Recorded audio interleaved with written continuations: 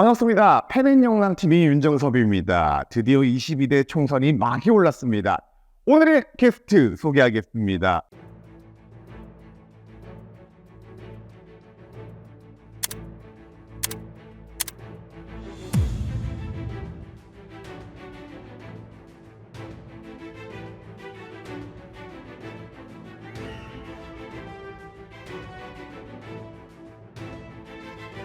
안녕하세요. 예, 안녕하십니까.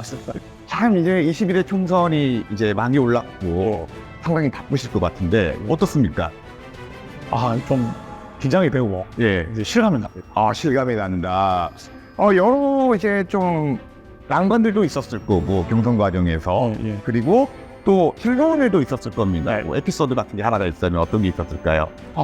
올해도 이제 이제 다수 공천이 되면서 예, 그 다수 공천 소식을 들었을 때 완전히 이제 얼마나 행복했겠어요. 결과가 나왔으니까. 그렇죠.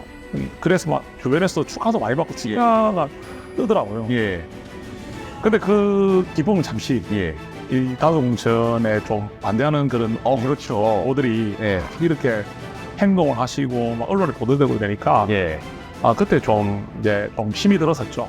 근데 그래도 지금 이제 당에서는 우선 그때 계셨던 경쟁하시던 분들이 이제 지지나 승복선 하시고 이게 주로 이제 이렇게 단일화가 됐기 때문에 완전히 지금으로서는 이제 그때가 힘든 보람 있는 시간과 힘든 시간이 탁 도착하는 그 순간이었습니다. 그 분들 이제 같이 함께 라이벌로 뛰셨던 분들이나 지금 지지하시는 분들을 위해서도 더욱더 열심히 뛰셔야 되지 않을까 이런 생각이 듭니다. 그런 책임감이 막중하죠.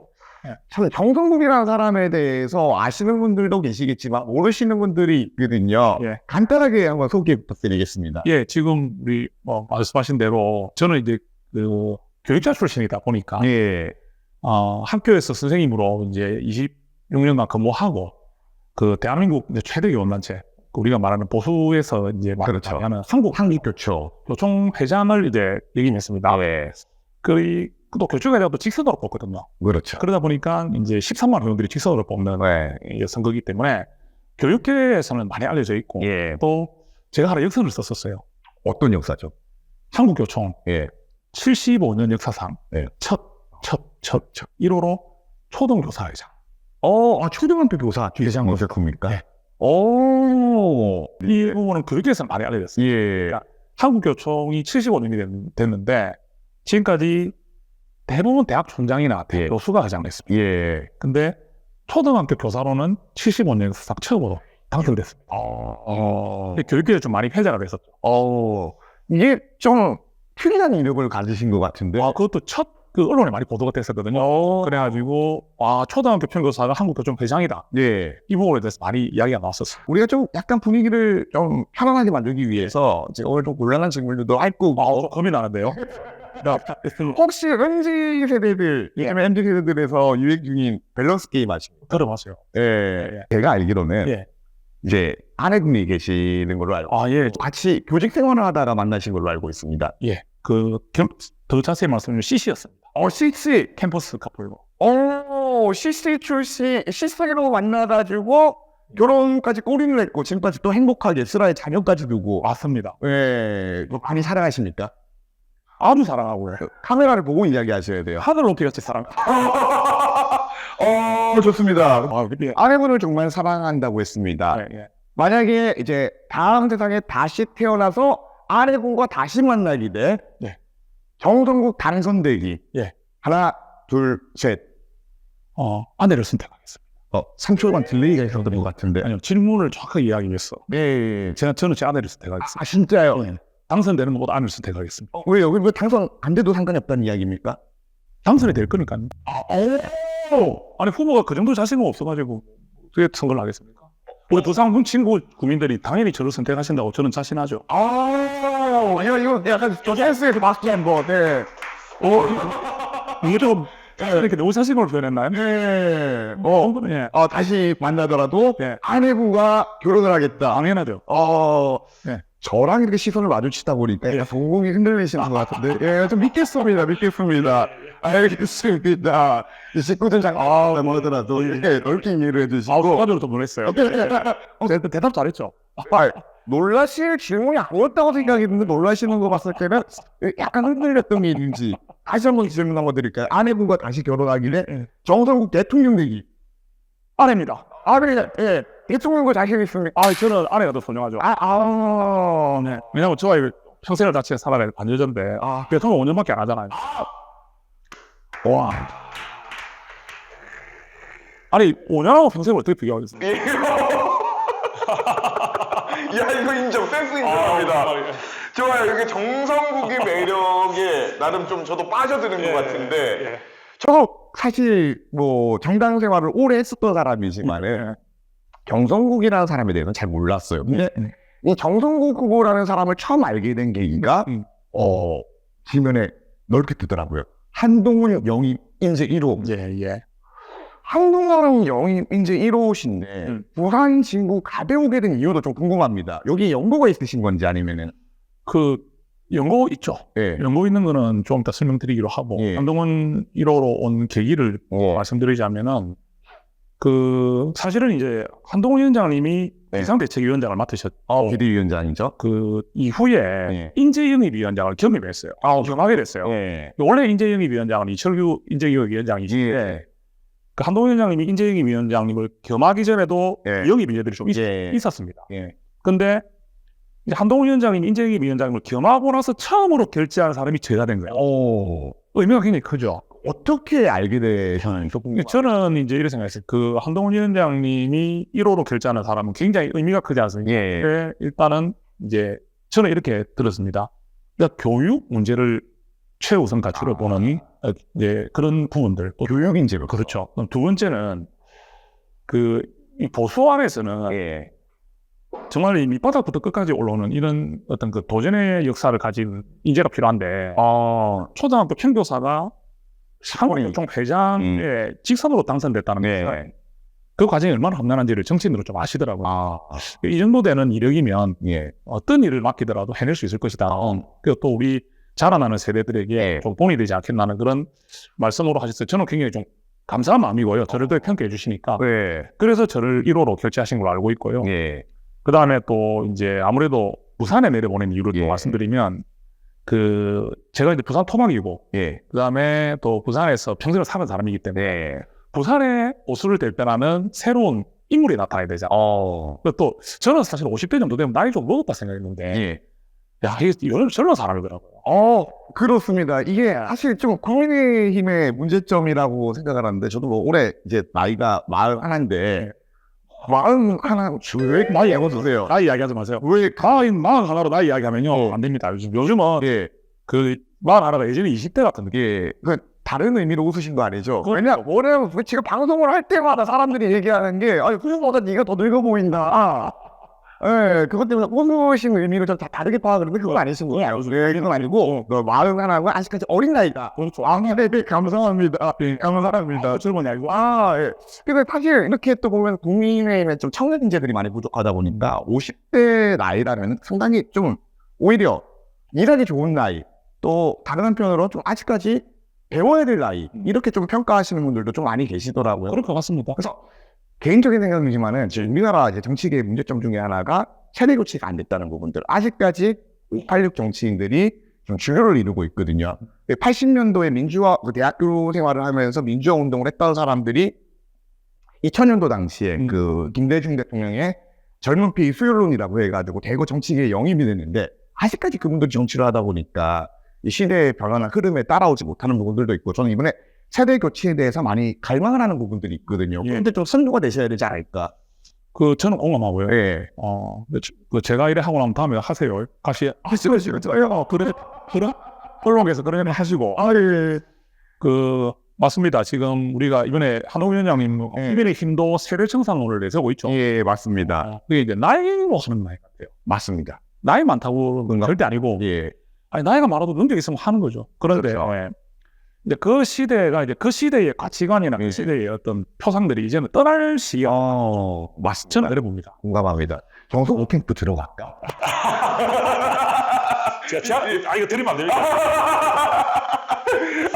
너무 그때 시대로 이제 우리가 조선 시대를 보더라도 승리학이 지배하던 시대. 그렇죠. 그게 실학으로 넘어가는 시대는 시대의 변화의 문제잖아. 맞습니다. 그러니까 이제 낡았던 성령을 붙들고 있다 보니까 네. 이 임진왜란과 병자호란이라는 그런 우리가 씁쓸한 역사를 맞았던 거예요. 그리고 실학이 이제 나오고 맞습니다. 맞습니다. 우리가 시대를 반영하는 게 있는데 운동권 시대에 있었던 분들이 그 운동권을 하나의 어떤 계급이나 무기로 여기고 맞습니다. 이게 어떤 완장 같은 느낌으로 내가 이 방송에서 맨날 얘기했던 거잖아요. 이 시대 총선이 이루어져야 되는데 이번에 총선이 그런 게 돼야 된다는 그 주장하고 있는 거예요. 아주 공감합니다. 저 200% 공감합니다. 저는 300% 공감하겠습니다.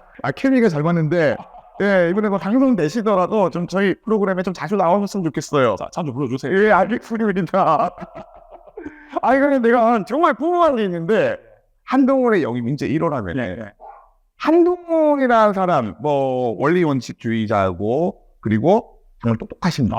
그렇죠. 우리는 뭐, 다들 알고 있는데, 겉의 이미지는. 가까이서 보셨으면은, 어떻게 하는지 궁금합니다. 그랬어요. 저는 뭐 이전에 예. 개인적인 친분이 있는 건 아니에요. 예. 아니고 인재영입도 되면서 이제 관계를 맺게 됐는데 네. 물론 인재영입 되기 전에도 언론에서 많이 봤잖아요. 예. 근데 저는 좀 참 대단하다고 생각하는 부분이 뭐냐면 예. 이 말의 어떤 뭡니까 논리성이라든지 논리성 부분이 기억하시죠? 이 상대편에서 봤을 때도 별로 이렇게 반박하기 쉽지 않은 정확한 논리로 이야기하고요. 맞습니다. 또 감정에 별로 흔들리지 않는 자기의 스탠스, 유연한 스탠스가 있으니까 과연 이분이 보수의 어떤 스피커에 갈 만한 건 아니에요. 예. 저는 중도성까지 지금 많이 호응을 하고 있다 생각하고 맞습니다. 그렇기 때문에 우리 좀 국민의힘에서 새로 비상대책위원장이 되면서 예. 사실 국민의힘의 그 어려웠던 시기를 극복하고 여기까지 왔지 않습니까? 예. 뭐 결과는 사실 나오겠지만 예. 그리고 지금 얼마나 살인적인 스케줄을 소화하고 있겠습니까? 저는 지금 부산 진국 앞에서만 뛰어도 맞죠. 정말 너무나 이게 체력적으로나 정신적으로 쉽지 않은데 맞습니다. 제가 생각해도 저는 이제 뭐 여러 선거를 많이 지켜보면서 느꼈던 것 중에 하나가 이게 최고위원이나 뭐 당대표 이제 전당대회만 하더라도 저 스케줄을 어떻게 소화해낼까? 특히나 또 이제 국회의원에 이제 출마하시는 분들 스케줄만 봐도 네. 앞이 안 보여요. 저걸 어떻게 다 해? 이런 생각이 드는데 지금 한동훈 비대위원장이 사실 전국을 수행하다 보니까 참 부지런하지 않고서는 안 되겠구나. 저는 그게 노력만 갖고는 안 된다 생각합니다. 네. 그분의 타고난 열정이 열정. 이게 노력은 한계가 있어요. 근데 타고난 열정이 아니라면 이 살인적인 이 해결하면서 사실 그리고 또 우리가 지금 보더라도 흔들리는 게 없잖아요. 네. 그래서 저는 이번에 총선에 결국 국민들께서 우리 국민의힘을 선택하실 것이고 거기에 우리 한동훈 위원장님이 큰 역할을 하고 계신다. 말씀드리고 싶습니다. 그리고 이제 개인적으로 이제 한동훈 이제 비대위원장에 대한 평가를 하셨는데, 이게 우리가 방송 이렇게 좀 시청률을 올리기 위해서 이런 게 중요한 게 아닙니다. 그리고 이제 뭐 영입이 이제 이러시지만, 그래도 이제 뭐 공천도 받았겠다. 이제 뭐 한동훈 비대위원장이랑 뭐 사이가 틀어진다고 해도 뭐 나쁜 거 없거든요. 한동훈 이제 비대위원장 단점 한번 좀 나쁜 거 있습니다.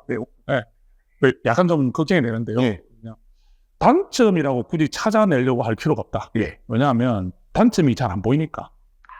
뭐 편식을 한다고, 뭐라 해야 되나, 양식을 잘 안 하신다고 하나 뭐 그러더라도 뭐 이야기해 주시면은 좀 찾아주세요. 제가 더 정보 있으면 저한테 알겠습니다. 저번에 단점이라더라. 아니 이거를 제가 이제 궁금했는데 개인적으로 좀 약간 차가운 이미지도 있거든요. 검사 출신이고 하다 보니까 차가운 이미지가 있다. 어떻습니까? 저는 지금 저 정도 위치에 계시면 저런 모습이 맞다 생각합니다. 이거를 뭐 제가 한동훈 위원장이 아까 말씀하셨잖아요. 이제 인증도 됐고 공천도 받았고 당선되면은 뭐 이제 어찌 보면 사전 그죠? 이거는 이제 누구의 흔들리는 건 아닌데 손절해도 뭐 좋은 일을 하려고 억지로 할 필요는 없어요. 제 스타일이 이렇게 뭐라 해야 되나 잘 보려고 하는 스타일은 절대 아니고 그런 스타일이었으면 어떻게 평소에서 여기까지 왔겠습니까? 오히려 그런 매력이 좀 한동훈 비대위원장한테 어필이 되지 않았나 이런 생각. 저는 그렇게 생각해요. 그렇습니다. 저는 뭐 지금 그런 스탠스가 맞는 게 일단은 리더는 항상 좀 안정돼야 되고 맞습니다. 또 좀 들떠 있는 것보다는 조금은 이게 가라앉아 있는 이게 필요하다 생각합니다. 이대감의 이런 부분들. 그래서 저는 지금 우리 한동훈 위원장님께서 정말 최고라고 말을 했어. 우리 인간이 최고가 어디 있겠어요? 최선을 다하고 계신다. 최선을 다하고 있다. 표현 너무 좋은 것 같네요. 그럼 이제 제가 좀 궁금한 게 있는 게 우리 정성국 후보 지금 이야기를 나누면서 괜찮은 사람이다라는 생각이 들긴 하는데 갑자기 좀 살아오신 과정이 좀 궁금합니다. 사실 교육계에 대한 지적으로 우리가 이야기를 하자면은 교육계가 많이 이제 좌편향돼 있다. 그리고 지난 이제 어떻게 보면은 그 문재인 정권과 더불어서 이제 교육계도 대거 이렇게 교육감들도 좌파 교육감들이 많이 이렇게 당선이 되게 되면서 학생 인권 조례가 통과가 된다거나 저는 개인적으로 이 부분에 대해서 그렇게 좋게 보는 편은 아니거든요. 물론 학생의 인권도 중요하지만은 저는 뭐 선생님의 인권도 무지하게 중요하다고 생각을 합니다. 그래서 교권을 보장할 때 학생 인권도 보장이 되지 않을까. 사실 그런 교권들이 많이 무너진 지가 오래됐다고 생각을 하거든요. 그래서 뭐 이런 부분을 좀 어떻게 바라보시는지 궁금하고. 예. 가슴 아프죠. 네. 제가 지금 2022년 예. 그 4월 말까지 제가 학교 수업을 했습니다. 예. 불과 2년 전만 해도 학교 초등학교 선생님이었어요. 그리고 제가 이제 담임생, 6학년 담임이나 5학년 담임생을 많이 했습니다. 소학년 학생들 인솔을 가가지고 네. 그 호텔에서 애들 뛰놀지 못하게 뭐 애들가 지키고 있고 네. 배 아픈 아이 데리고 와서 약 먹이고 다 그랬던 선생님들. 예. 근데 저는 지금 안타까운 게 제가 교직 경력을 있으면서 사실상 학부모님한테 이렇게 뭐라 해야 되나 그 불만의 어떤 소리, 이 항의 이런 거를 받아볼 일이 많지가 않아요. 그런 거 요즘 학부모들 좀 많을 것 같은데. 근데 왜 그러냐면요. 이게 2017년, 18년 그때 당시 때 아동복지법이 예. 학교로 적용되면서 예. 그전에는 아동복지법이 학교 적용 안 됐거든요. 근데 아. 적용되면서 가정에서 일어나는 그 아동학대나 이런 것들의 취지가 예. 학교로 들어오면서 예. 선생님이 학대하는 거를 이제 신고하기 시작해요.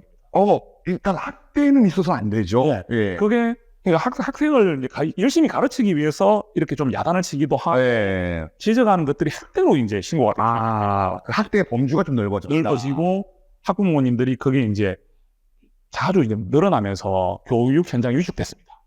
그러면서 드디어 작년에 스위치 사건 같은 일이 터지고. 정말 안타까웠던 부분 중에 하나가 저 역시도 학교 체벌에 대해서는 반대를 하는 입장입니다. 예, 체벌은 이제 있어서는 안 되는 부분이고, 우리 어떠한 경우라도 육체적인 고통을 가해하거나 정신적인 고통을 가해서는 안 된다는 것에 너무 동의를 하는 부분인데, 맞습니다. 예. 이게 왜냐면 폭력에는 절대 이렇게 그 사랑의 매라는 건 저는 없다고 생각을 하거든요. 예, 저도 공감합니다. 이게 사랑의 매라는 게 어디 있겠습니까? 사실 아이들이 컨트롤이 안 되다 보니까 그 최후의 수단, 유일하게 해결할 수 있는 수단을 폭력으로 그냥 대체하는 것뿐이라고 다 그거 공감을 하는데, 맞아요. 야, 이것도 과연 아동학대 범주에 포함되나? 잘못된 것을 지적했는데 그 범주가 좀 너무 넓은 것 같아가지고, 예, 그러면 어떻게 선생님들이 교육의 적극성을 가지고 교육을 할 수 있을지도 걱정이 되거든요. 그걸 못했죠 지금. 예. 최근에 그 결론은 이제 뭐 심할 때는 그 이 모기한테 물린 것도 왜 우리 모기 물리도록 내버려두냐고 신고한다잖아요. 그 모기 탓을 해야지 왜 선생님 탓을 하세요? 그거 모기 물렸다고. 아니 실제로 신고 들어왔어요. 학교교청에 신고 들어왔어요. 그 모기 탓을 해야 되는 거 아닌가? 아니, 이 정도는 그냥 할 말 없는 거죠. 그리고 그 숙제를 안 하면 어떻게 해야 됩니까? 안 했는데 대해서 왜 안 했는지 해야죠. 지적하는 것도 아동학대죠. 실구하면.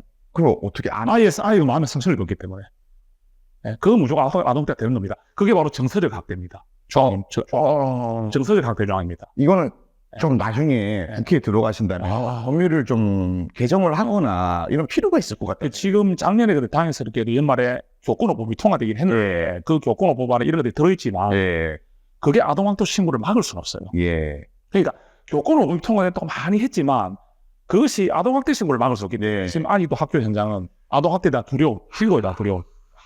참 안타깝다는 생각이 듭니다. 이제 뭐 우리가 이제 한국교총에 계셨으면은 좀 대립하던 그 교육계 내에서 대립하던 세력들이 있었을 건데. 맞습니다. 정교조. 정교조 같은 경우. 저는 사실 정교조라는 말도 이해가 안 가거든요. 그걸 지금 노동단체로 일단은 되어 있지 않습니까? 맞아요.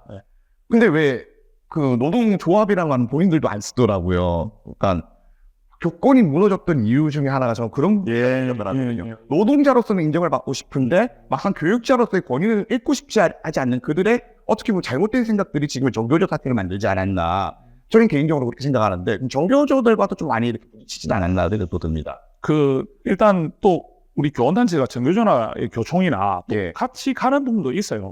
그렇죠. 교육의 발전을 그렇죠. 그런 부분도 있었습니다. 있지만 이제 제일 좀 안타까운 부분은 교권에 대해서는 사실은 제가 좀 안타까운 게 이겼습니다. 학생의 인권을 강조하는 게 결국 정교조 포인트입니다. 그렇죠. 그럼 학생의 인권을 지나치게 강조하면 어찌 됩니까? 교권은 자연스럽게 좀 무너질 수밖에 없죠. 그렇잖아요. 왜냐하면 학생의 휴식권을 보장하니까 엎드려 자는 것도 괜찮다 하는데 근데 교총은 그거거든요. 가르치기 수 있어야 된다 하잖아요. 근데 교권이 필요하다면 학생 깨야 되지 않습니까? 근데 정교조는 말하는 그 학생인권 조례는 이 휴식권이라는 게 있어요. 수업 시간에 자도 깨우면 안 됩니다. 어떻게 생각해요? 저 진짜 정교조 선생님들에 대한 추억이 있습니다. 제가 이제 뭐 90년대 예. 그리고 2000년대 초반까지를 학창 시절을 보낸 사람이다 보니까 사실 뭐 때리지 말자는 선생님들은 대부분 개량 한복 입고 정교조 선생님들이 많았어요. 근데 그 선생님들이 제일 많이 때렸어. 제일 많이 때렸어. 특히나 제가 좀 이렇게 어릴 때부터 이게 성대모사도 좀 많이 하고 누구 따라하는 거 많이 하다 보니까 학교에서 조금 재밌는 친구로 좀 유명했었는데 그 성대모사 했다는 이유로 제가 맞았던 경험도 있거든요, 사실. 그 시절에도 맞았네요. 많이 맞았어요. 저하고 10년 좀 차이 나는데 그때 물론 체벌이 있기는 했을 거긴 합니다. 또 아시다시피 뭐 우리 페렌드 마이크 식구들은 알겠지만 제가 간죽대기로서는 뭐 대한민국 최고의 세상되는 사람인데 그래서 좀 많이 혼났어요. 근데 막상 때리지 말자고 밖에서 얘기해놓고서 학교에서 제일 체벌 많이 하는 선생님들이 정교조 선생님이었거든. 일단 이해가 안 가. 진짜 이해가 안 가. 그리고 좀 뭐 교권이 무너진 이유 중에 하나도 이 당시에는 막 우리가 영화 알죽거리 잔혹사나 뭐 영화 친구 같은 거 보시면 아시겠지만은 선생님들 중에서도 좀 나쁜 선생님들이 계셨고 있었음을 인정합니다. 그러니까 그런 선생님들이 어떻게 보면 지금의 이제 부조리를 만들어냈고 그 지금 맞았던 세대들이 학부모가 되면서 학교 교육에 대한 불신이 생겼다고 생각해요. 저도 뭐 그 일부 인정합니다. 그래서 좀 가시면 국회에 가시면 교육계의 전문가이신 만큼 이런 부분들을 좀 많이 힘써 주셔야 되지 않을까. 사실 우리가 저출산 문제 뭐 이야기하는데 요즘에 이제 우리 윤석열 대통령, 윤석열 정부가 들어서고 나서 육아국가 책임제라고 이야기해가지고 국가가 어떻게 나서가지고 교육이나 뭐 육아를 같이 책임져 주겠다 이야기를 했는데 이런 것들이 회복이 돼야 된다고 생각을 해요. 저는 공감합니다. 좀 많이 주시는 자리 바뀌어도 될 것 같아요. 말씀을 너무 재밌게 해주셔갖고 근데 다 정확하게 짚으시는데 몸들 바를 모르겠습니다 진짜. 자주 불러주실 거죠? 저희가 얘기하는 거 아니까 오늘 진행을 하고 계십니다 이렇게. 역대급으로 말씀을 상당히 좀 뭔가 케미도 잘 맞고 재밌다는 생각이 드는데 정말 불구합니다. 교육계로서 정성군 최고, 그리고 인간성으로서 정성군 최고, 그리고 또 가정에 있어서 정성국이라는 가정은 최고, 다 인정을 하겠어요. 근데 저는 이제 정치인이라면은 적어도 정치 철학은 있어야 된다고 생각을 합니다. 철학 없는 정치인들 무지하게 많거든요. 맞습니다. 정성국의 정치 철학이 정말 궁금합니다. 이제 정치인으로 된 지가 어찌 보면 교총회장을 사임한 지가 2달이 좀 넘었습니다. 그럼 이제 교육자의 삶은 이제 정리가 되었고 지금은 이제 정치인의 삶이다. 이제는 정치인으로서 나의 가치관은 무엇이냐? 정말 생각을 안 할 수가 없죠. 그래서 이제 그것을 제가 생각해 보면 일단 정치인이 가져야 될 가장 중요한 부분 중에 하나는 이 공의와 상식을 가져야 된다고 생각합니다. 공의와 상식. 1번이라 생각해요. 약간 한동훈 위원장이랑 도 비슷한. 근데 비슷하게 가야 제가 좀 되지 않겠습니까? 제가 1호가 그냥 1호. 아니 그 1호하고 안 맞으면 그렇죠. 맞습니다. 그 상식과 공의라는 게 정말 제가 묻고 싶어요. 이게 상식이 아닌 일이 상식처럼 되고 공의에 대해서 우리가 이게 가치가 없다고 되는 이 세상이 맞는 세상이라는 거죠. 그냥 예를 하나 들어보겠습니다. 대법원에서 3심 최종 판결이 난 것조차 인정하지 않으려 하고 2심에서까지 결과가 나온 사람이 국회에 단언한테 출마를 하고 또 그런 분들이 다 당당하게 나와가지고 국민들 앞에서 자기가 떳떳하게 하는 이런 일들이 아주 공감합니다. 이런 것들이 정말 비일비재하게 그냥 우리 앞에서 이렇게 버젓이 부끄러워하는 모습조차 없는 요즘 이 정치 세계, 이걸 보면서 또 거기에 동조해가는 사람들이 늘어나는 이런 모습들, 이거 아니잖아요. 저도 너무 공감을 하는 바가 큽니다. 사실 지금 우리나라 정치인 국회의원이 총 300명인데 조사한 결과에 따르면은 지난 이제 그 총선 같은 경우에는 100명 가까이가 전과자였고 그리고 뭐 지난 지선 같은 경우에 40%가 전과자였다고 하더라고요. 근데 그런 사람들이 막상 정의나 그리고 뭐 이렇게 평등을 외치거나 그러거나 이해가 가지 않을 때가 많았거든요. 네. 그래서 저는 300명 중에 한 명이 당선되면 예. 하면 한 명이 되겠지만 정말 교육자 출신 그것도 최대 교원단체 교총회장 사람은 진짜 다르긴 다르구나. 이런 말은 들어야 되지 않겠습니까? 당연하죠. 당연하죠. 그래서 제가 더 열심히 해야 되고 예. 더 제가 더 배워야 되고 그런 것이고요. 두 번째 하나 더 말씀드리면 예. 아래를 내려다 볼 수 있어야 된다 생각해요. 아래를 내려다고 와야 그러니까 이제 제가 학교에 사실 저도 뭐 선생님으로서 부족한 점이 있었겠지만 제가 이래 돌이켜 보면은 학교에 있을 때 우리 학생들에게 제가 열심히 하려고 했던 게 좀 컸던 것 같고 학생들과 이렇게 뭐 점수목에 대한 이야기가 많겠지만 정말 팩트를 저는 말씀드리고 싶은 게 과연 제자들에게 인정 못 받는 선생님이 아니었다는 건 자부해요. 왜냐하면 저와 헤어질 때 다 헤어지기 싫어서 울고 했던 제자들이 많았기 때문에 그러면 뭐 그것은 저도 우리 학생들과 헤어지는 마지막 날에는 눈물이 났던 일들이 많았거든요. 그러면 그런 경우에 봤을 때 학급에는 정말 많은 학생들이 있잖아요. 가정 형편도 좀 어려운 학생, 또 공부가 잘 안 되는 학생, 몸에 안 좋은 학생. 근데 이제 선생님 관점에서 볼 때 잘하는 학생들도 물론 잘 가르쳐야 되지만 조금 우리가 봤을 때 선생님의 케어가 더 필요한 학생들에게 답을 더 주는 게 선생님도 안 좋아요.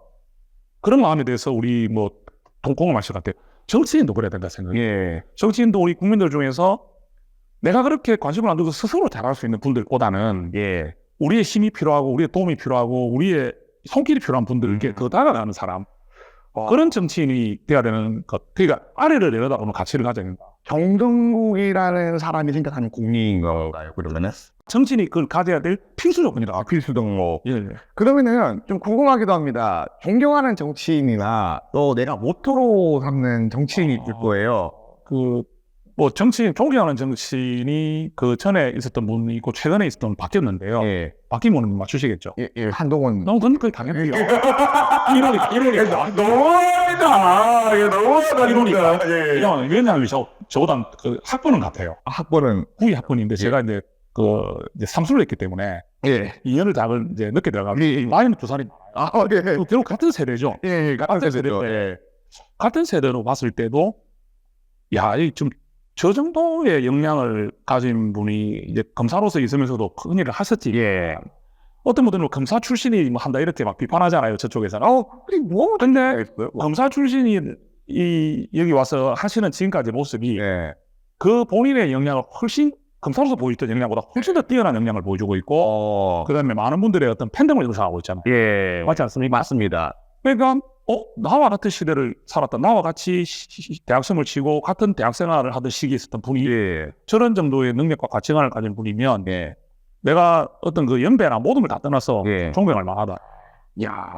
이게 잘만 하면은 나중에 입성을 하시게 된다면 좋은 콜라보레이션이 될 것 같다는 생각이 드는 게 어떻게 보면은 한동훈 비대위원장이랑 어떻게 정성국이랑 처음에 궁합이 어떻게 맞았지 생각이 드는데 잘 맞는 부분이 오히려 좀 많겠다라고 앞으로 작업 좀 시켜봐 주세요.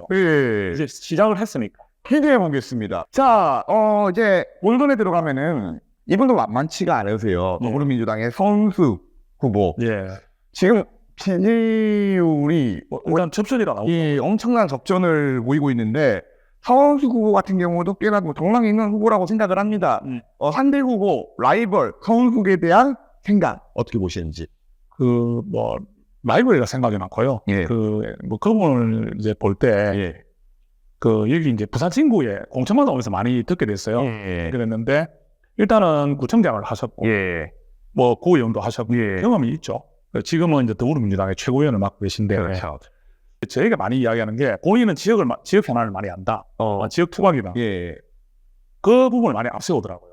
그 부분도 일정 부분을 맞아요. 왜냐하면은 우리 지역에 대해서 먼저 저보다 파악했고 먼저 우리 지역을 많이 현안을 알고 있고 또 주민들과 많이 맞닿았다는 걸 인정하는데 그게 국회의원의 자격을 다 채울 수는 없는 거죠. 그렇죠. 국회의원이라 하면 그 지역의 현안을 해결할 수 있는 그것도 중요하지만은 또 하나 뭐가 중요합니까? 국가를 위한.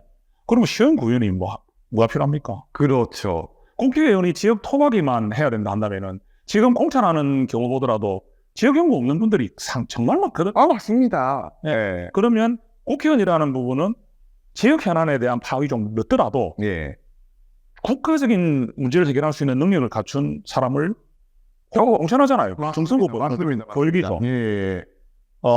학교 현장의 경험, 예. 실질적 경험, 예. 체력위원단체 장을 했던 경험, 오. 그다음에 국가교육위원회 위원을 했던 예. 경우서 그럼 저보다 더 교육 문제를 해결하는 적임자는 없죠? 예. 그럼 이 얘기에서 가장 합당한 대한민국의 문제를 해결할, 교육 문제를 해결할 적임자 아닙니까? 오. 그럼 거기다가 예. 지역 현안을 제가 늦게 알았다 해서 그 문제를 못 푸는 게 아니잖아요. 그렇죠. 그 예습 문제 한다고 100점 다 나오는 게 아니거든. 맞습니다.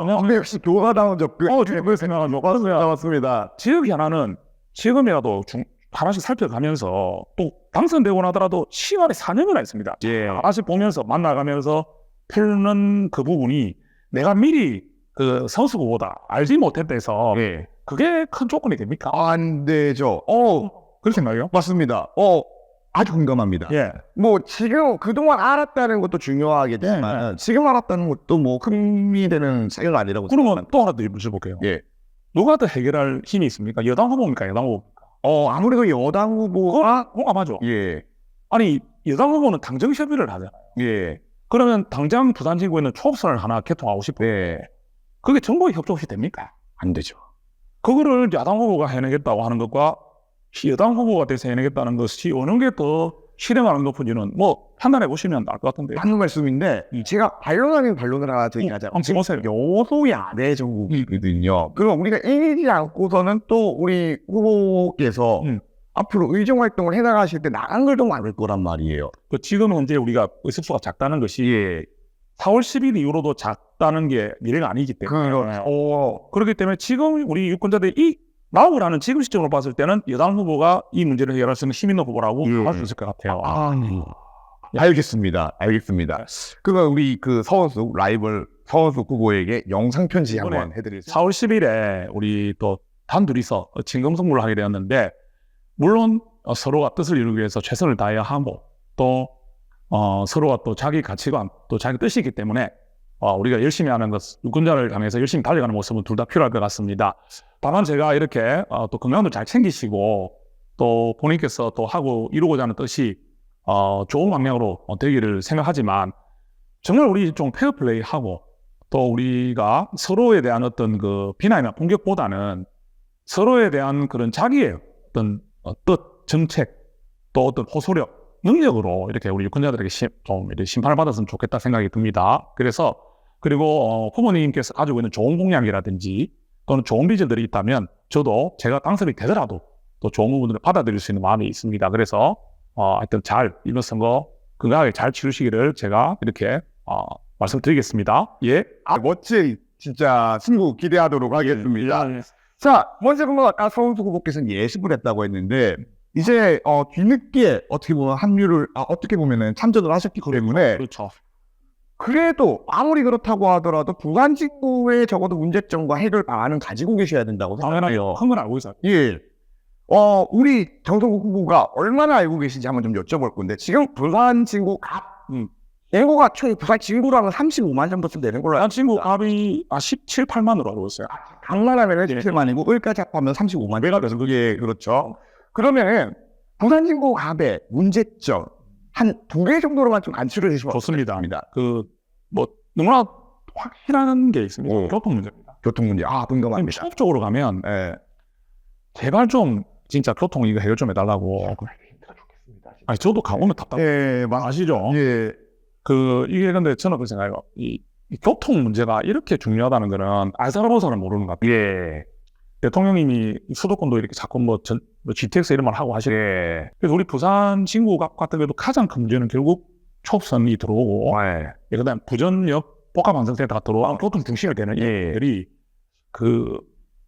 이게 정말 이루어진다면 저는 다시 뽑아달라 안 해도 우리 국민들이 계속 뽑아줄 것 같아요. 그건 진짜 공감합니다. 이게 너무 큰 일이니까. 이거를 해결할 수 있는 정치인이 어떻게 보면 필요하다는 부분을. 그래서 저는 교통 문제 해결하고요. 두 번째 이제 좀 부분이 이게 우리 주거문제가 아직까지 우리 보면은 재개발 재건축 할 공이 많고요. 그다음에 또 현대화해야 될 것도 많고, 주차 시설도 부족하고, 그러니까 이게 결론적으로 이제 위치만 정중앙이지 부산의 정중앙의 어떤 삶의 질, 여건이 부족하다는 겁니다. 많이 예, 저도 예. 공감을 합니다. 예. 그 주거 문제 해결을 위해 가지고 좀 해야 될 것들도 많은데 이게 좀 약간 연장선상에 있는 이야기라고 생각을 합니다.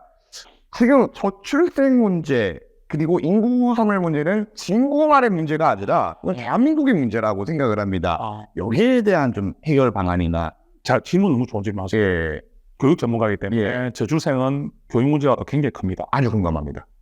아이를 안 낳는 이유가 결국은 우리 아이를 낳았을 때 이 아이가 과연 이 엄청난 사교육비와 이 치열한 그렇죠. TC 전쟁과 또 낳았을 때 이걸 누가 돌봐주지? 당장 med으시잖아요. 그러니까 아이를 낳기 싫은 이유 중에 교육 문제는 반드시 들어간다. 들어갈 수밖에. 예, 그럼 이렇다면은 이 교육 문제가 풀어지는 부분을 정성국이 해결해야 된다는 뜻이에요. 그래서 윤석열 대통령님의 그 교육 개혁도 그 책임 교육을 자꾸 강조해가지고 육아 국가는 학교에 우리 이제 국가가 책임져 주겠다는 걸 자꾸 강조하시잖아요. 맞습니다. 그런 데 대한 현실성 있는 대안을 마련하는 그런 정책을 제가 만들어야 된다. 그렇게 생각합니다. 저는 개인적으로 이제 뭐 이런 부분들이 있다고 생각해요. 요즘에 이제 외국의 유명 이제 명문대학교의 캠퍼스들이 이제 뭐 인천 송도 같은 데 들어와가지고 뭐 이렇게 교육 인프라를 넓힌다거나 부산 친구에도 좀 그런 인프라 한국이 들어와야 되지 않을까 이런 생각을 하는데 여기에 대해서는 공감해요. 그러니까 지금 이제 그 인프라 구축 자체는 일단 그 머물고 싶은 그 구가 돼야 됩니다. 그렇죠, 그렇죠. 머물고 싶은 구가 되기 위해서 아까 또 그 앞에 이야기 나오는 거예요. 예. 교통과 주거가 되지 않는 이상은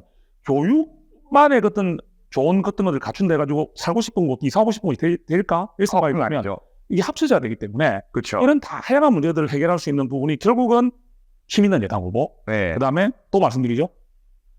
1호. 기호는 2번. 네. 예, 근데 여기 이제 민도 예, 이거 잘 구분하셔야 될 것 같아요. 운동하실 때. 자, 마지막으로 이제 우리 친구 국민분들에게 예. 뭐 아까 우리 초반에 이야기를 했지만은 아시는 분들도 아시고 저를 처음 뵀지만 상당히 매력 있는 후보가 아닌가 이런 생각을 하게 됩니다. 상당히 좀 인상도 좋으시고 매력도 좋으신데 사랑하는 친구 국민에게 한 말씀 부탁드리겠습니다. 예, 정말 저를 반겨주시는 마음이 너무 감사합니다. 왜 이제 왔노? 왜 안 나타났노? 하실 때 정말 정성국이 보고 싶었구나. 예, 그런데 정말 젊은 또 새로운 사람이 인재가 왔네. 한동훈 위원장이 왜 1호로 영입했는지 알겠다. 그다음 교육자 출신은 난 다르겠나. 예, 이런 기대감을 주실 때는 너무나 행복합니다.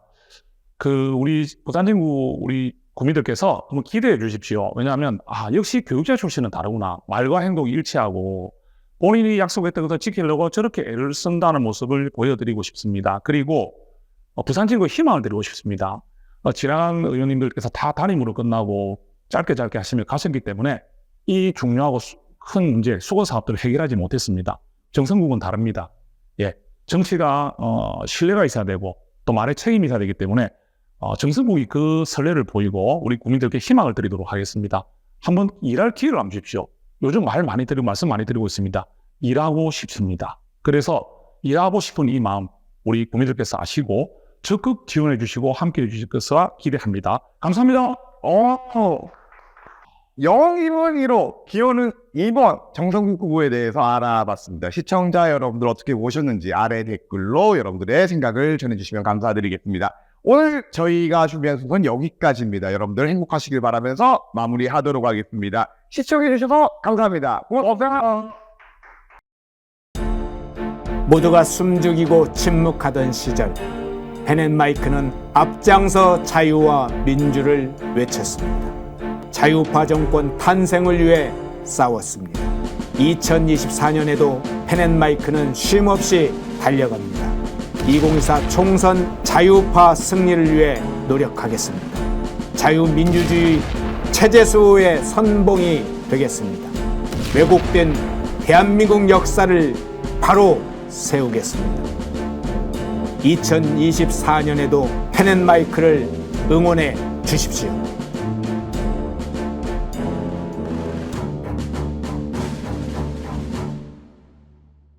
인터넷 검색창에 펜앤마켓을 검색해주세요.